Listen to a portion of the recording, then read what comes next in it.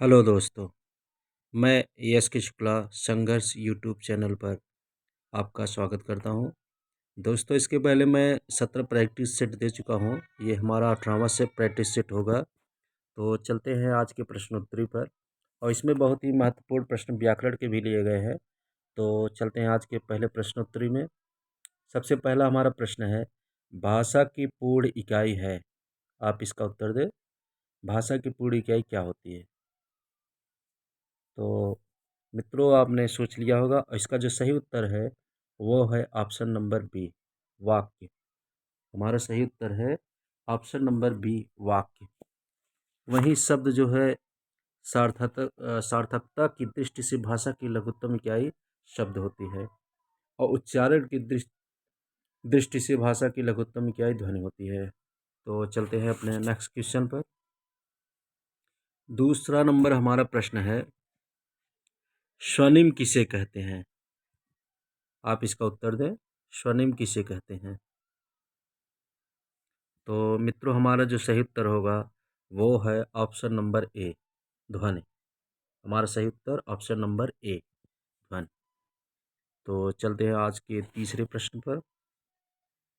3 number का हमारा प्रश्न है, ध्वनि के कितने गुण होते हैं? आपको इसका उत्तर देना है। ध्वनि के कितने गुण होते हैं? तो दोस्तों, इसका जो सही उत्तर होगा वो है ऑप्शन नंबर सी, 4। ध्वनि के 4 गुण होते हैं। कौन कौन से? मात्रा, स्वर, आघात तथा वृत्ति। ये ध्वनि के 4 गुण होते हैं। तो चलते हैं अगले प्रश्न पर। 4 नंबर का हमारा प्रश्न है, ध्वनियों के लिखित रूप को क्या कहते हैं? आप इसका उत्तर दें। ध्वनियों के लिखित रूप को क्या कहते हैं? काफ़ी इम्पोर्टेंट क्वेश्चन है, कई परीक्षाओं में यह आया हुआ है। तो मित्रों, ये इसका जो सही उत्तर है वो है ऑप्शन नंबर ए, वर्ड। हमारा सही उत्तर है वर्ड।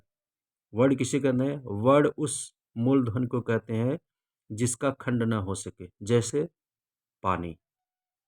तो चलते हैं अपने अगले प्रश्न पर। 5 नंबर का हमारा प्रश्न है, जो विश्वास करने योग्य हो, इसके लिए एक शब्द है। आप इसका उत्तर दें। तो दोस्तों, इसका जो सही उत्तर होगा वो है ऑप्शन नंबर बी, विश्वसनीय। वहीं विश्रांत, जो विश्राम कर चुका हो उसे विश्रांत कहते हैं। और इसमें विषय होना चाहिए, बड़ी ई की मात्रा इसमें नहीं लग पाया। तो विषयी, विषय वासना में लिप्त जो रहता है उसे क्या कहते हैं? विषयी कहते हैं। तो चलते हैं अपने अगले प्रश्न पर। 6 नंबर का हमारा प्रश्न है, आचार्य रामचंद्र शुक्ल के अनुसार भक्ति काल का समय क्या है? आप इसका उत्तर दें। तो मित्रों, इसका जो सही उत्तर है वो है ऑप्शन नंबर बी, 1375 से 1700। और वहीं संवत 1050 से 1375 को रामचंद्र शुक्ल ने वीर गाथा काल कहा। 1375 से 1700 संवत तक इसे पूर्व मध्यकाल कहा। संवत 1700 से 1900 संवत तक उत्तर मध्यकाल कहा। और 1900 संवत से 1984 संवत तक गद्यकाल कहा। इन्होंने आधुनिक काल नहीं कहा, इन्होंने गद्यकाल कहा, आधुनिक काल को। तो चलते हैं अपने अगले प्रश्न पर। 7 नंबर का हमारा प्रश्न है, आधुनिक काल को रामचंद्र शुक्ल ने क्या नाम दिया है? आप इसका उत्तर दें। मैंने अभी वही प्रश्न रिपीट किया और वह आ भी गया। तो आप इसका उत्तर दें। तो मित्रों, इसका जो सही उत्तर है वो है ऑप्शन नंबर ए, गद्यकाल। हमारा सही उत्तर है ऑप्शन नंबर ए, गद्यकाल। इन्होंने आधुनिक काल को गद्यकाल कहा। बाकी श्याम सुंदर दास, धीरेन्द्र वर्मा आदि आलोचक ने इसे आधुनिक काल कहा। तो चलते हैं अपने अगले प्रश्न पर। 8 नंबर का हमारा प्रश्न है, ऊष्म व्यंजन कौन सा है? 4 ऑप्शन आपको दिए गए हैं, तो इसमें आप बताइए ऊष्म व्यंजन कौन सा है? तो मित्रों, आपने सोच लिया होगा। इसका जो सही उत्तर है वो है ऑप्शन नंबर डी। उस व्यंजन की संख्या 4 होती है। कौन कौन से? स, श, श और ह। ये 4 जो होते हैं उस व्यंजन में माने जाते हैं। तो चलते हैं अपने अगले प्रश्न पर। 9 नंबर का हमारा प्रश्न है, सभी स्वर क्या होते हैं? आप इसको बताएं। तो दोस्तों, इसका जो सही उत्तर है वो है ऑप्शन नंबर ए, अल्प प्राण। स्वर क्या होते हैं? सभी अल्प प्राण होते हैं। वहीं महाप्राण कैसे हम पहचानते हैं? व्यंजन का दूसरा और चौथा वर्ण जो होता है वह महाप्राण होता है। पहला, तीसरा और पांचवा जो होता है अल्प प्राण होते हैं व्यंजन के। और वहीं अर्ध स्वर कौन कौन से होते हैं? या और वह को अर्ध स्वर माना जाता है। तो चलते हैं अपने अगले प्रश्न पर। 10 नंबर का हमारा प्रश्न है, रचना या बनावट के अनुसार शब्दों के कितने भेद होते हैं? आप इसका उत्तर दें। तो दोस्तों, इसका जो सही उत्तर है वो है ऑप्शन नंबर बी, 3। हमारा सही उत्तर है ऑप्शन नंबर बी, 3। कौन कौन से? रूढ़ शब्द, यौगिक शब्द, योग रूढ़ शब्द। रूढ़ शब्द वे शब्द होते हैं जिसका खंड न हो सके, जैसे पानी। ऐसे शब्द जिसका खंड न हो सके उसे जो है हम रूढ़ शब्द कहते हैं।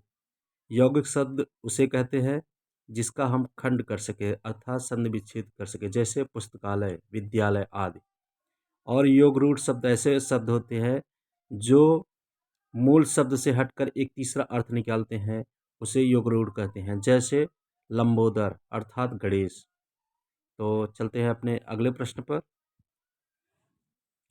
11 नंबर का हमारा प्रश्न है, उत्पत्ति, इतिहास या विकास के अनुसार शब्द के कितने भेद होते हैं? आप इसका उत्तर दें 11 नंबर के प्रश्न का। तो मित्रों, इसका जो सही उत्तर है वो है ऑप्शन नंबर सी, 4। हमारा सही उत्तर है ऑप्शन नंबर सी, 4। कौन कौन से? तत्सम, तद्भव, देशज, आगत। आगत को हम विदेशी शब्द भी कहते हैं। तत्सम शब्द वे होते हैं जो संस्कृत से हिंदी में लिए गए हैं, जैसे अग्नि। और इसका तद्भव क्या होगा? आग। तो तत्सम संस्कृत के शब्द, तद्भव हिंदी के शब्द जो संस्कृत से हटकर हिंदी में लिए गए हैं उसे तद्भव कहते हैं। देशज शब्द ऐसे होते हैं जो हमारी गांव की भाषा होती है, फक्कड़ भाषा, उसे हम देशज शब्द कहते हैं। आगत शब्द ऐसे शब्द होते हैं जो विदेश से लिए गए हैं शब्द हैं, उसे जो है हम आगत शब्द बोलते हैं। तो चलते हैं अपने अगले प्रश्न पर। 12 नंबर का हमारा प्रश्न है, वाक्य के प्रयोग के अनुसार शब्द के कितने भेद होते हैं? आप इसका उत्तर दें। तो मित्रों, इसका जो सही उत्तर होगा वो है ऑप्शन नंबर डी। हमारा सही उत्तर होगा ऑप्शन नंबर डी, 8। कौन कौन से? तो संज्ञा, सर्वनाम, विशेषण, क्रिया, क्रिया विशेषण, समुच्चय बोधक, विस्मयादि बोधक। ये 8 जो है वाक्य के प्रयोग के अनुसार शब्द के भेद होते हैं। तो चलते हैं अपने अगले प्रश्न पर। अगला प्रश्न 13 नंबर का हमारा है, निम्न में संज्ञा का कौन सा भेद है? आप चारों ऑप्शनों में से बताएं कि संज्ञा का कौन सा भेद है। तो मित्रों, इसका जो सही उत्तर है वो है ऑप्शन नंबर ए। हमारा सही उत्तर है ऑप्शन नंबर ए, जातिवाचक संज्ञा। और संज्ञा के 5 भेद होते हैं। कौन कौन से? व्यक्तिवाचक संज्ञा, जातिवाचक संज्ञा, समूहवाचक संज्ञा, द्रव्यवाचक संज्ञा, भाववाचक संज्ञा। वहीं संबंधवाचक, प्रश्नवाचक, निजवाचक, ये तीनों जो है सर्वनाम के भेद होते हैं। सर्वनाम के 6 भेद होते हैं। कौन कौन से? पुरुषवाचक सर्वनाम, निजवाचक सर्वनाम, निश्चयवाचक सर्वनाम, अनिश्चयवाचक सर्वनाम, प्रश्नवाचक सर्वनाम, संबंधवाचक सर्वनाम। तो चलते हैं अपने अगले प्रश्न पर। 14 नंबर का हमारा प्रश्न है, पुरुषवाचक सर्वनाम के कितने भेद होते हैं? आप इसका उत्तर दें। तो मित्रों, आपने सोच लिया होगा, इसका जो सही उत्तर है वो है ऑप्शन नंबर ए 3। हमारा सही उत्तर है ऑप्शन नंबर बी 3। और कौन कौन से? उत्तम पुरुष, मध्यम पुरुष, अन्य पुरुष। हिंदी में सब मिलाकर 11 सर्वनाम होते हैं। तो चलते हैं अपने अगले प्रश्न पर। 15 नंबर का हमारा शब्द है, निम्न में पुर्तगाली शब्द है। आप बताएं, चारों ऑप्शनों में से आपको उत्तर देना है कि पुर्तगाली शब्द कौन कौन से हैं। तो मित्रों, इसका जो सही उत्तर है वो है ऑप्शन नंबर ए अलकतरा। हमारा सही उत्तर है ऑप्शन नंबर ए। और कुछ पुर्तगाली शब्द हम देखते हैं। अलकतरा हुआ आपका, काजू, आलपीन, अलमारी, गमला, पावरोटी आदि। ऐसे शब्द जो होते हैं वह पुर्तगाली शब्द होते हैं।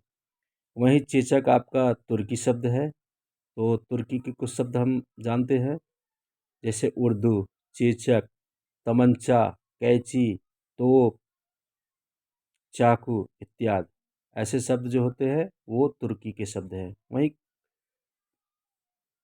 चाय जो है चीनी शब्द लिया गया है। तो चलते हैं अपने अगले प्रश्न पर। 16 नंबर का हमारा प्रश्न है, हिंदी साहित्य का अतीत किसकी पुस्तक है? 4 ऑप्शन दिए गए हैं, तो आप इसका उत्तर बताएं। तो मित्रों, इसका जो सही उत्तर है वो है ऑप्शन नंबर डी। हमारा सही उत्तर है ऑप्शन नंबर डी, आचार्य विश्वनाथ प्रसाद मिश्र। वहीं डॉक्टर नलिन विलोचन शर्मा की प्रसिद्ध पुस्तक हिंदी साहित्य का इतिहास दर्शन, पंडित राव संस्कृत्यायन की प्रसिद्ध पुस्तक हिंदी काव्यधारा, और गणपत चंद्र गुप्त की प्रसिद्ध पुस्तक हिंदी साहित्य का वैज्ञानिक इतिहास, जिसके 2 भाग, प्रथम व द्वितीय खंड 1965 में प्रस्तुत किए गए थे। तो चलते हैं अपने अगले प्रश्न पर। 17 नंबर का हमारा प्रश्न है, हिंदी भाषा का विकास जो कि 1924 में प्रकाशित हुई थी, ये किसका ऐतिहासिक ग्रंथ है? आप इसका उत्तर दें। तो मित्रों, इसका जो सही उत्तर है वो है option number A doctor Shyam सुंदर दास। हमारा सही उत्तर है option number A doctor Shyam सुंदर दास। वहीं इनकी प्रसिद्ध एक आलोचनात्मक कृति और है, हिंदी भाषा और साहित्य, जो कि 1930 में प्रकाशित हुई थी।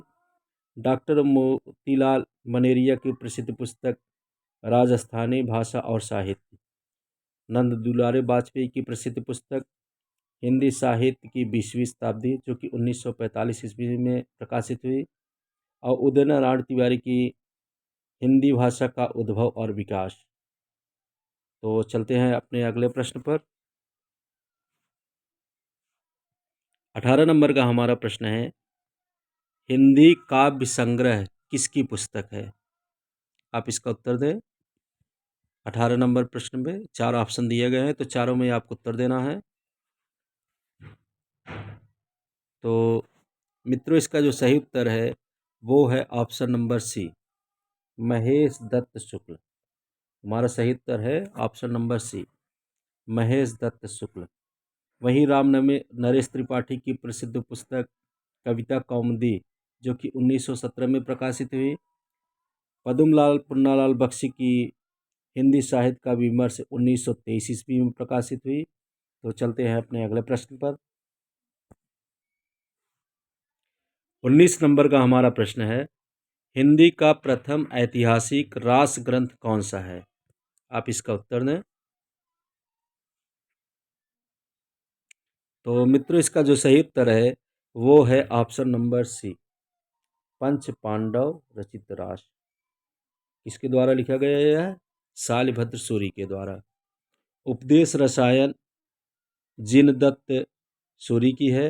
भारतेश्वर बाहुबली जो है शालिभद्र सूरी की ही है। और इसका भारतेश्वर बाहुबली का संपादक जो है मुनिजिन विजय ने किया था। तो चलते हैं अपने अगले प्रश्न पर। 20 नंबर का हमारा प्रश्न है, जयशंकर प्रसाद की काव्य कृति है। 4 ऑप्शन दिए गए हैं, आप इसका उत्तर बताएं। तो मित्रों, इसका जो सही उत्तर है वो है ऑप्शन नंबर डी, उपर्युक्त सभी। वहीं उर्वशी जो है 1909 में, वन मिलन 1909 ईस्वी में, प्रेमराज भी 1909 ईस्वी में। ये चारों जो है, ये तीनों पुस्तक जो है जयशंकर प्रसाद की काव्य कृति हैं। तो चलते हैं अपने अगले प्रश्न पर। 21 नंबर का हमारा प्रश्न है, जयशंकर प्रसाद की अंतिम कहानी कौन सा है? आप इसका उत्तर दें। तो मित्रों, इसका जो सही उत्तर है वो है ऑप्शन नंबर सी, शालवती। हमारा सही उत्तर है ऑप्शन नंबर सी, जयशंकर प्रसाद की अंतिम कहानी शालवती है। तो चलते हैं अपने अगले प्रश्न पर। 22 नंबर का हमारा प्रश्न है, प्रेमचंद की प्रसिद्ध कहानी है। आप बताएं चारों ऑप्शनों में से सही उत्तर। तो मित्रों, इसका जो सही उत्तर है वो है ऑप्शन नंबर डी, उपर्युक्त सभी।